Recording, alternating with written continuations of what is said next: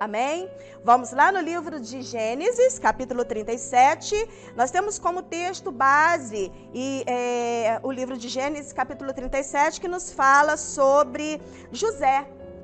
Talvez você já tenha ouvido falar deste homem, mas um homem tão admirável na questão do fortalecimento da sua fé diária, da sua vivificação diária, mesmo em meio às adversidades ou às aflições, da sua fé, da base desta fé tão somente fortalecida em Deus, a sua confiança em Deus, em jamais, em nenhum momento ela vem deixando de ser ou deixando se enfraquecer, deixando de ser através da essência do que ela verdadeiramente apregoa. A fé vem de Deus.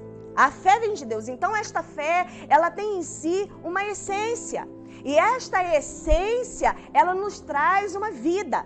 E através desta vida, ela vem nos fortalecer e nos ajudar a caminhar, nos ajudar a nos direcionar, nos ajuda e nos fortalece a continuar caminhando, a continuar sendo vivificada, mesmo através das aflições, mesmo através dos problemas diários. Então é isto que José, dessa figura em que tão admirável, um homem admirável, de fortalecimento, através de tudo que ele passou, uma fonte de fé, e que nos dá e que transparece através das suas atitudes de vida, onde verdadeiramente ele está alicerçado, onde verdadeiramente ele está apoiado.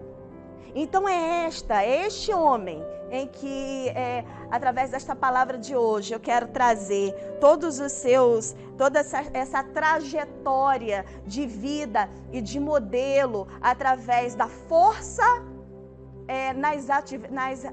através dessa força nas adversidades, tá bom? Então vamos lá, livro de Gênesis, das Escrituras Sagradas, capítulo 37. Vamos ler? Acompanhando aí. Habitou Jacó na terra das peregrinações de seu pai, na terra de Canaã. Esta é a história de Jacó. Tendo José 17 anos, apacentava os rebanhos com os seus irmãos, sendo ainda jovem. Acompanhava os filhos de Bila e os filhos de Zilpa, mulheres de seu pai, e trazia mais notícias deles ao seu pai. Ora, Israel amava mais a José do que todos os outros filhos, porque era filho de sua velhice. E lhe fez uma túnica atalá de mangas compridas. Vendo, pois, os seus irmãos que o pai o amava mais do que todos os outros filhos, o odiaram e não lhe deram, e nem podiam falar de forma pacífica. Teve José um sonho e relatou a seus irmãos, ainda por isso o odiaram ainda mais. Pois lhes disse: rogo-vos então ouvir o sonho que tive. Atávamos feixes no campo, e eis que o meu feixe se levantou e ficou de pé, e os vossos feixes o rodeavam e se inclinavam perante o meu. Então lhe disseram seus irmãos: reinarás com efeito sobre mim? E sobre nós dominarás realmente? E com isso tanto mais os odiaram por causa dos sonhos e de suas palavras. Teve, porém, um outro sonho, e ele o referiu de novo para os seus irmãos, dizendo: sonhei também com o sol, a lua e 11 estrelas que se inclinavam perante mim. Contando o seu pai aos seus irmãos, repreendeu o pai e lhe disse: que sonho é esse que tu tiveste? Acaso viremos então eu, a tua mãe e os teus irmãos, inclinarmos-nos perante ti em terra? Seus irmãos lhe tinham ciúmes. O pai, no entanto, considerava o caso consigo mesmo. E como os outros irmãos apacentavam o rebanho do pai em Siquém, perguntou Israel a José: não apacenta os teus irmãos o rebanho em Siquém? Vem, vou enviar-te a eles. Respondeu José: eis-me aqui. Disse-lhe Israel: vai agora e veja quão bom os seus irmãos está, como eles estão com o seu rebanho, e traze-me notícias. Assim o enviou no vale de Hebrom e ele foi até Siquém. E um homem encontrou José, que andava errante pelo campo, e lhes perguntou: que procuras? Respondeu: procuro meus irmãos. Dize-me, onde apacentam eles então o rebanho? Disse-lhe o homem: foram daqui, pois ouviu dizer que foram para Dotã. Então seguiu José atrás dos irmãos e achou-os em Dotã. De longe os irmãos avistaram, chegaram e antes de que José chegasse, conspiraram contra ele para o matar. E diziam um ao outro: vem lá o tal sonhador. Vinde, pois, agora, matemo-nos e lancemo-nos então numa dessas cisternas e direcionemo-nos então a uma dessas cisternas. E dizemos então: um animal selvagem o comeu, e vejamos em que lhe darão os seus sonhos. Mas Rúben, ouvindo isso, livrou das mãos deles e disse-lhe: não tiremos a vida. Também disse Rúben: não derrameis o sangue. Lançai-o nesta cisterna que está no deserto, e não porás mão sobre ele. Isto disse para livrá-lo da mão dos irmãos e restituí-lo ao pai. Mas logo que chegou José e seus irmãos, despiram-no na túnica comprida que ele trazia, e tomando, lançaram na cisterna vazia sem água. Ora, sentando-se para comer o pão, olharam e viram numa caravana os ismaelitas que vinham de Gileade. Seus camelos traziam bálsamo, traziam mirra e levavam então para o Egito. Então disse Judá aos seus irmãos: de que aproveitaria então matar o nosso irmão e esconder no seu sangue? Vinde então, vamos fazer o seguinte: vamos vendê-lo para os ismaelitas. Não vamos pôr mão sobre ele, pois ele é nosso irmão e a nossa carne. Então seus irmãos concordaram. E passaram os mercadores midianitas. Os irmãos de José então alçaram e tiraram da cisterna e o venderam por 5 ciclos de prata aos ismaelitas. E eles levaram José ao Egito. Eu fiz questão de ler esta passagem para que você tenha a amplitude do início da história de José. Há uma amplitude de conhecimento do início de suas provações, até chegar àquilo a que sonho o Senhor Deus deu a ele.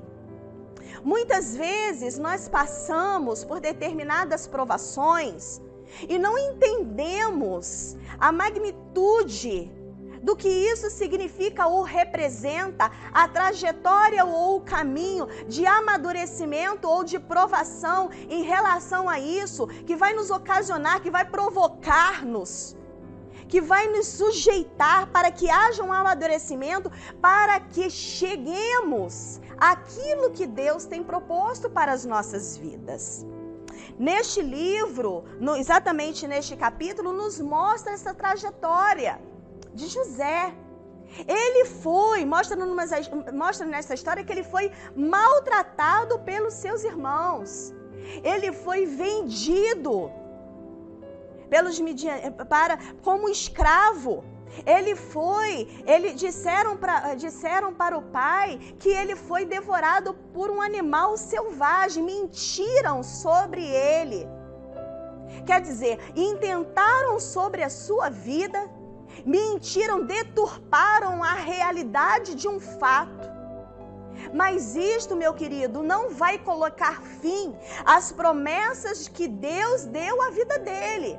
Pelo contrário, o Senhor Deus mostra-nos nesta trajetória a transformação, o desenvolvimento de José, o amadurecimento de sua fé, uma trajetória de poder, do poder de Deus, mesmo em meio às adversidades. Meu querido, eu não sei o que você está passando, mas Deus sabe o que você está passando. Deus sabe da sua trajetória. Com certeza você tem promessas, tem bênçãos de Deus na sua vida. E muitas vezes você não entende o processo, a trajetória. Você imagina se José soubesse que quando ele foi enviado pelo seu pai para ir lá para Siquém, você imagina se ele soubesse que ele ia ser jogado num poço, muitas das vezes em algumas traduções uma cova, mas uma cisterna sem água, e que dali ele seria vendido, que ele ia ser levado para o Egito, e que ali ele ia ser levado e ser vendido como um escravo, que ele ia lidar direto com o capitão da guarda, diretamente com o Potifar, e que ali teriam tantas trajetórias, tantos caminhos de amadurecimento. Você acha que se ele pensasse assim, não, eu vou para lá, eu vou ser jogado, a não ser que Deus o dissera, mas dissesse para ele, ó, você vai para lá, mas você vai ser jogado num poço, mas vai porque eu estarei contigo. E pela fé, possivelmente ele iria, porque era um homem íntegro, mas que precisava ser trabalhado por Deus, até ser concretizado aquilo que Deus o chamara para um tempo em que o Senhor Deus estaria com ele para abençoar outras vidas. Mas para chegar nesse alvo, José teve que passar por uma adversidade. José passou por lutas e aflições. Então seus irmãos odiavam José. Odiaram José pelo que ele representava a seu pai. Muitas vezes a gente vê justificativas, mas não há justificativas para odiar ou não gostar de alguém. Mas o homem, quando não gosta ou quando odeia, ele coloca justificativas. E no caso dos irmãos de José, colocaram justificativas de que o pai o amara mais, porque ele preparou uma túnica. E eles utilizavam, nossa, olha só como preparou uma túnica, e isso motivou a inveja e o ciúme no coração dos irmãos. E aí, José, ele teve um sonho da parte de Deus, mas o coração dele não tinha malícia, e ele prontamente foi falar para os seus irmãos. E eu quero trazer a alusão e o reconhecimento dessa questão, meu querido. Quantas vezes a gente fala com um irmão, quantas vezes a gente fala para uma outra pessoa de projetos nossos, de projetos, de anseios, mas este irmão ou outra pessoa não está na mesma condição que você. Você vai falar e vai provocar uma inveja, você vai falar e vai provocar um desconforto emocional na vida da outra pessoa, porque essa outra pessoa não está na mesma condição que você. E foi isso que aconteceu. José vai falar dos seus sonhos para os seus irmãos. E isso hoje em dia é observado. É notório, quando nós queremos compartilhar uma vitória, queremos compartilhar um sonho, queremos compartilhar algo da parte de Deus para as nossas vidas, e geralmente nós compartilhamos com os nossos familiares ou com amigos mais próximos. Mas no caso de José e muitos outros casos, quando ele falou, provocou um ciúme. E os irmãos o odiaram ainda mais. E não conseguiriam falar com ele nem de forma pacífica. Conseguiam falar com ele. Tamanha inveja. Tamanho o ciúme que os irmãos tinham dele. Então esse sonho provocou, quando ele contou, provocou ainda mais sentimentos de ciúmes e de inveja. Então eu trago, meu querido, atenção a essa questão, antes de dar continuidade. Atenção quando você fala, quando você quer compartilhar os seus projetos, quando você quer compartilhar os seus sonhos com alguém, escolha aquela pessoa que está com você no mesmo âmbito espiritual, na mesma condição espiritual. Você traga mais seleção para aquele que você quer compartilhar. O Senhor, Ele é o nosso amigo. Nosso Deus é o nosso amigo. O Senhor Deus nos coloca pessoas também na nossa vida que são pessoas amigas, são pessoas confiáveis. Mas, meu querido, nem todo aquele que anda contigo, que até faz parte, talvez, da sua família. No caso de José, estou fazendo referência a José.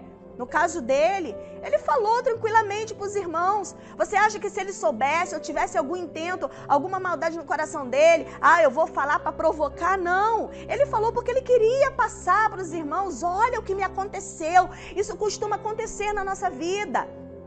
Você quer compartilhar alguma informação com alguém que, poxa, faz parte, está com você. Mas nesse caso, teve um efeito contrário. Os irmãos, esse sonho provocou nos irmãos mais fúria, mais ódio, a ponto de dizerem, né, até mesmo seu pai, quando ele foi contar para o seu pai e para os seus irmãos, né, o pai o advertiu, o repreendeu. Que sonho é esse? Lá no versículo 10. Que sonho é esse que tivesse? Acaso viremos eu, a tua mãe e os teus irmãos e inclinar-nos perante ti? Será que nós vamos ter que nos inclinar perante você? Mas os irmãos o odiaram. Mas aqui diz que o pai, no versículo 11, no entanto, considerava o caso consigo mesmo. O pai considerava. O pai estava atento, ficou atento. Repreendeu, mas espera aí, pode ter, né? Não descartou. Eu trago uma outra observação aí, meu querido. Quantas vezes o filho quer falar com você? Você tem abençoado o seu filho? Você tem ouvido os sonhos, os projetos do seu filho? Você tem conversado com ele? Você tem estado atento aos sonhos, os projetos que o seu filho tem? Você tem dado atenção, tem considerado consigo, como Jacó fez com José. Os irmãos tiveram ciúme e rejeitou, mas o pai, ele considerou, ele guardou o caso consigo mesmo, diz a palavra do Senhor. Então está na hora de ficar atento. Quando o filho quer falar com você, quer compartilhar com você os seus sonhos, os seus projetos. Sabia que há bênçãos a serem disponibilizadas, a serem dadas dos pais aos filhos? Você já ofereceu a bênção da primogenitura para o seu filho? Você tem abençoado o seu filho nos seus negócios, nos seus projetos, na sua vida? Isso é algo para se atentar. Há uma advertência aqui. Jacó considerou o que José falou. Tá certo? Então, o texto continua dizendo que os irmãos, vendo José de longe, avistando ele de longe, começaram a maquinar contra a vida dele.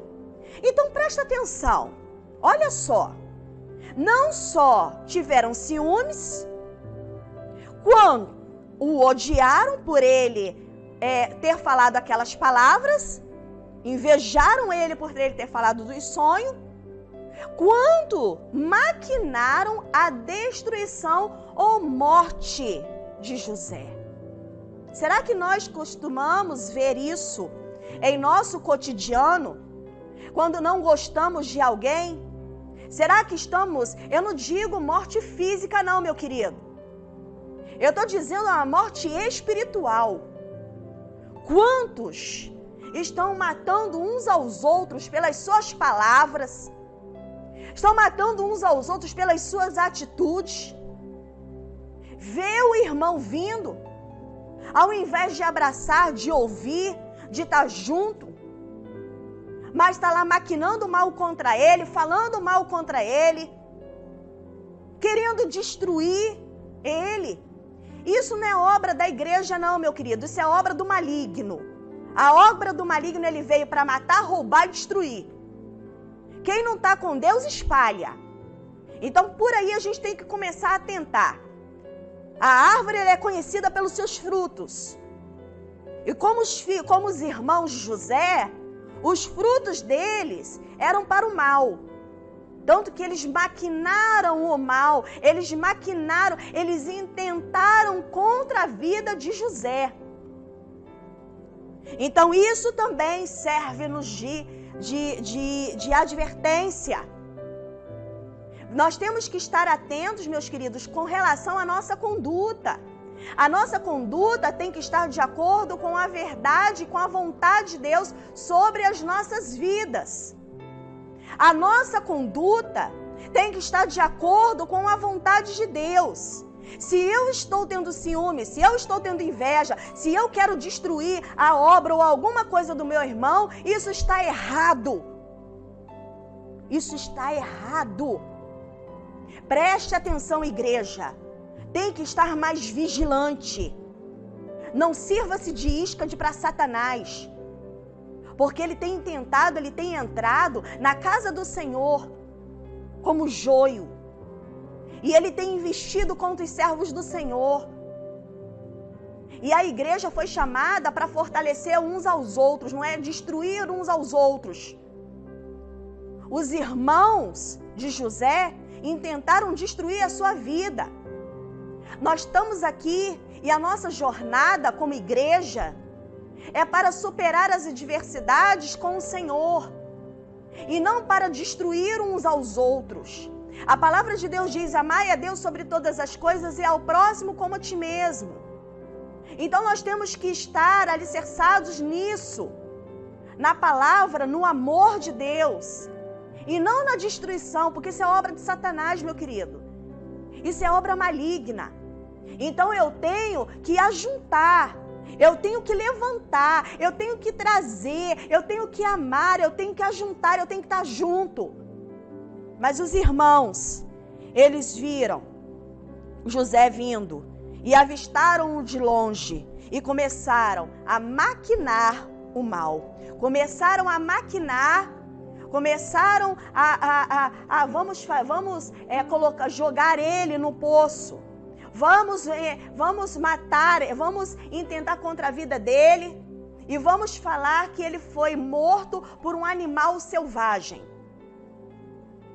Mas graças a Deus que ali tinha um Rúben da vida. Um Rúben da vida. Um Rúben em que era um dos seus irmãos que se levantou e falou para poupar José. Falou: não, vamos jogar ele aqui na cisterna, vamos jogar ele no poço. Ou na cova, como em qualquer a interpretação aí da Bíblia de vocês.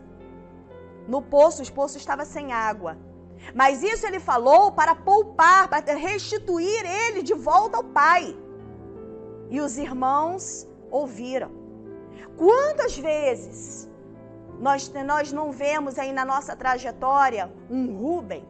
Talvez você não tenha um Rúben, talvez você tenha uma outra pessoa em que o Senhor Deus colocou na tua vida para te dar suporte, para te apoiar, para te ajudar, para te livrar de alguma coisa, para te abrir a mente, para te ajudar a continuar os propósitos que Deus tem para a sua vida. Meu querido, o Senhor Deus coloca pessoas na vida, mesmo que outros intentam. Os projetos de Deus, eles não poderão ser frustrados. Nenhum dos planos de Deus vão ser frustrados na sua vida, meu querido. Porque eu sei que o Senhor Deus pode fazer todas as coisas. O Senhor Deus vai enviar um Rúben para a tua vida. O Senhor Deus vai levantar uma pessoa para que você continue a caminhada nos projetos, nos propósitos que Deus tem para a sua vida. O Senhor Deus vai levantar uma pessoa, se é que o Senhor Deus já não levantou essa pessoa para te ajudar. Ainda que intentem, ainda que maquinem, ainda que mintam, o Senhor Deus vai levantar um Rúben na tua vida para concretizar e cumprir os planos que Deus tem para a tua vida. E não importa que sejam muitos, que seja um, mas esse um, o Senhor Deus vai fazer, vai levantar e vai te ajudar a cumprir os propósitos que Deus tem para a tua vida. Então, atenção, não seja como os outros irmãos, que ao invés de ajudar José e de se inclinar, de querer entender, pelo contrário, o odiaram ainda mais pelas palavras que ele falou e por aquilo que ele representava, pela inveja do seu coração, mentiram contra ele. Então, meu querido, os propósitos de Deus não podem ser impedidos. O Senhor preparou naquele momento Rúben, que interferiu e lhes disse: não derrameis sangue, lançai-os na cova que está no deserto, e não lanceis mão dele. Quantos o Senhor Deus faz isso? Deixa ele. Vamos lá apoiar ele. Não, eu vou lá, eu estou contigo, eu vou orar junto com você, eu vou te ouvir, eu vou te visitar, eu vou levar uma boa palavra. Em nome do Senhor Jesus, eu sou teu intercessor, eu sou tua intercessora, eu estou junto contigo nesta batalha. Quantos Rubens o Senhor Deus não levanta em nossa vida para que nos ajude a completar a nossa trajetória? Mas José foi vendido pelos mercadores, aos mercadores midianitas, e levado ao Egito, e vendido a Potifar, oficial de Faraó, capitão da guarda. Mas Deus concedeu graça a José. Deus concedeu graça, meu querido. Se Deus tem um propósito na tua vida, pode levantar quem for. O Senhor Deus vai te dar graça aonde quer que você esteja. Pode te levar na prisão, podem te prender, podem levantar falso testemunho. O Senhor Deus vai te dar graça. Você crê nisso? Você crê que o Senhor Deus vai te dar graça aonde quer que você esteja? Não importa as tempestades, não importam os problemas, aonde você estiver, o Senhor Deus está contigo, o Senhor Deus vai te dar graça. E foi isso que Deus fez com José. Foi isso que Deus fez com José. O Senhor Deus concedeu graça diante de Potifar. Nada poderia impedir os planos de Deus. A palavra de Deus seria cumprida, meu querido. Meu querido, eu quero te dizer uma coisa. As provações, as tentações, os problemas da nossa vida, as nossas rotinas, as aflições, elas nos servem de sustento para fortalecer a nossa fé, meu querido. Não use os problemas, o deserto, porque no deserto você não está passando para que você morra nele, não. Você está passando pelo deserto, você está passando pelas provações para que você seja aprovado, para que você seja fortalecido, meu querido. Se fortaleça no Senhor, não fica percebido com as coisas que não são de Deus, não. Pode levantar quem for, pode levantar falso testemunho, pode se levantar gente maquinando contra o mal, contra você, mas as promessas de Deus, os propósitos de Deus vão se cumprir na tua vida. Vão se cumprir na tua vida, meu querido, porque Deus é contigo. Deus é contigo. Se Deus é contigo, quem será contra você? Se Deus é por nós, quem será contra nós? Deus é conosco. Não adianta investida maligna. Não adianta investidas do inimigo. Por quê? Porque nós estamos apoiados, nós estamos alicerçados na rocha, na fé. É essa fé, é justamente esta fé que fez José dar continuidade. Ele não entendia o porquê que ele estava passando por isso. Mas ele entendia que ele precisava continuar com fé. Ele precisava continuar através da fé andando. Ele não podia parar porque ele cria: o meu Redentor vive. Se eu estou passando por aqui, o Senhor sabe por quê. Eu sei que vai chegar uma hora em que o Senhor Deus vai me olhar e vai me tirar desta condição. Meu querido, mas quantos se prostram diante das adversidades. E este não é o objetivo. Eu tenho que superar as adversidades, porque ela é durante um tempo. Ela não é durante toda a vida. Ela é durante um tempo. Meu querido, eu não sei quanto tempo você está nessa provação. Eu não sei quanto tempo você está nessa prostração. O tempo que José passou por esse tempo de tribulação foi muito grande. Ele foi vendido como escravo. Aí aí ele começou a trabalhar, o Senhor Deus deu graça a ele. A esposa de Potifar começou a olhar ele. Ele sabia que era a esposa dele, de Potifar, o chefe da guarda. Ele não podia, ele tinha integridade, retidão no coração dele, jamais. Ele poderia intentar alguma coisa em seu coração com a esposa de Potifar, e a esposa de Potifar queria alguma coisa com ele. Mas ele a rejeitou. E por ele a ter rejeitado, ela mentiu. Ela mentiu e ele foi preso por isso.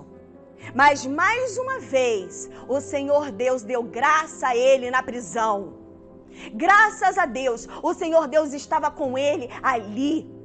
Não importa o intento, não importa o que façam, não importa qual é o levante na tua vida. O que importa, meu querido, é que você continue a andar, é que você continue a caminhar. Não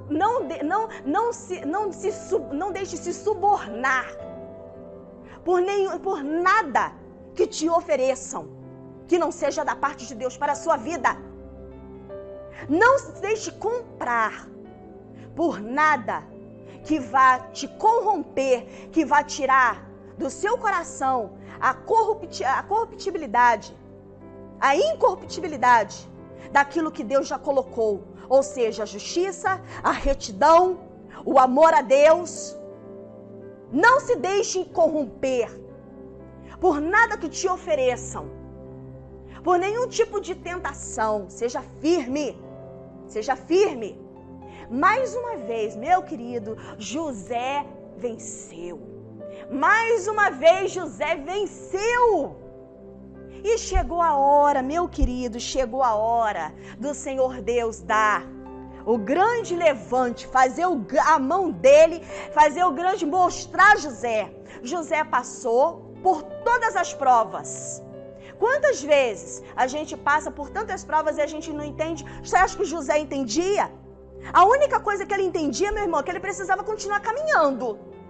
A única coisa que ele entendia, meu querido, é que ele precisava não continuar questionando.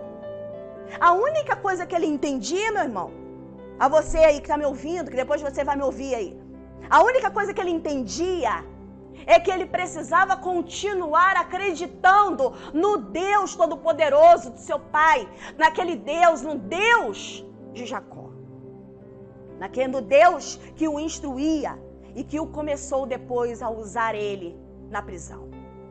Então, meu querido, Deus pode começar a trabalhar trabalhar em sua vida, nas aflições, nos problemas. O Senhor Deus pode te usar muito aonde quer que você esteja, mesmo na prisão, mesmo com todos os problemas. O Senhor Deus pode te usar. Não deixe os problemas te cegar. Não deixe os problemas te tomar conta da sua mente de uma tal forma que faça que a sua mente se entenebreça, te falte o juízo. Você precisa desse juízo, do bom tino para seguir. Você precisa da razão, do entendimento de Deus, do discernimento e da sabedoria através da fé para continuar. Então, meu querido, faça como José, mesmo em meio às adversidades, continue combatendo, continue a sua carreira proposta pelo Pai, continua até onde o Senhor Deus te falar. Enquanto o Senhor Deus te disser, falar, vai que eu tô contigo, meu querido, vai até de olho fechado, mas vai. Se o Senhor está falando assim, eis que eu tô contigo, vai, continua andando, meu querido. que Deus te garante. Deus te garante. Deus garante a tua vitória. Você crê nisso? Que Deus te garante a tua vitória. Meu querido, isso que aconteceu é uma história que é vida. É a vida de uma pessoa que nos serve de hoje como uma pessoa admirável pela sua força, pela sua perseverança, pela sua fé em meio às adversidades. Então, meu querido, se levanta aí onde você está. Enxuga essas lágrimas aí. Em nome do Senhor Jesus. Se levante dessa prostração, tira fora o desânimo, em nome do Senhor Jesus. Tá certo? Mesmo que você esteja fraco, você fala assim, o Senhor é a minha fortaleza. O Senhor Deus é que me cinge de alegria. O Senhor Deus é a minha força, é a minha rocha. Nele eu confiarei. Não colocarei a minha esperança em homens, em cavalos, mas em ti, Senhor Deus, eu vou continuar a andar. Eu prosseguirei, porque tu és a minha rocha inabalável. Tu és a única certeza que eu tenho a minha salvação. E por ela e nela eu jamais a trocarei. Eu nunca trocarei as promessas de Deus para a minha vida, aquilo que Deus tem para a minha vida, por qualquer outro tipo de tentação, ou por qualquer coisa, qualquer problema, qualquer adversidade da minha vida de forma temporária. Então, meu querido, as provações nos fortalecem para o combate espiritual. E devemos enfrentar com coragem para tornarmos-nos inabaláveis. Você quer se tornar inabalável? Você quer tomar posse da incorruptibilidade do Senhor, que é a palavra do Senhor Deus, que vai mortificar a carne e tirar tudo que é corruptível. Tudo que é corruptível, meu querido, traz desânimo. As aflições vão trazer desânimo. Os problemas vão trazer desânimo. Aí tem como você fugir? Não, porque a palavra de Deus diz: no mundo tereis aflições, mas tem de bom ânimo. O mais, meu querido, é uma condicionante. Então, diante dessa condição, eu vou aceitar este mais, porque eu vou tomar posse. O Senhor Deus venceu o mundo, então eu vou vencer através do Senhor Jesus. Meu querido, o preço já foi pago. Se você não quiser aceitar esse preço que já foi lá da cruz, você vai ter que pagar por ele. Você quer pagar por ele? Você quer pagar por ele? Você prefere passar pelas adversidades com o Senhor?